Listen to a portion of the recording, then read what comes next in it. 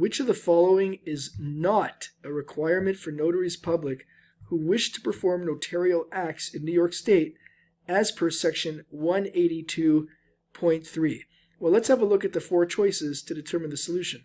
Choice A states, obtain satisfactory evidence of the identity of any principal appearing before the notary. Well, if we have a look at section 182.3 entitled Requirements for Notaries, and in particular subsection A, subsection 2, it states that all notaries public who wish to perform notarial acts in New York State must obtain satisfactory evidence of the identity of any principal or other individual appearing before the notary in a manner authorized by this law.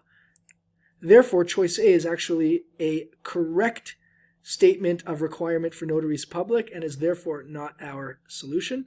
Choice B states, refuse to perform a notarial act when the requirements of this part are not met. Once again, if we have a look at section 182.3 subsection A, subsection 6, it states, refuse to perform a notarial act when the requirements of this part are not met. Therefore, choice B is a requirement for notaries public and is not our solution either.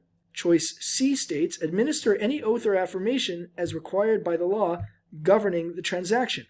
Once again, looking at 182.3 subsection A, this time subsection 4, it states that the notaries public must administer any oath or affirmation as required by the law governing the transaction for which the notarial act is required, etc. Therefore, choice C represents something that is a requirement for notaries public and is not our solution either, which leaves by process of elimination choice D, but let's have a look to be sure. Choice D states, provide a monthly report to the Secretary of State detailing all notarial acts performed.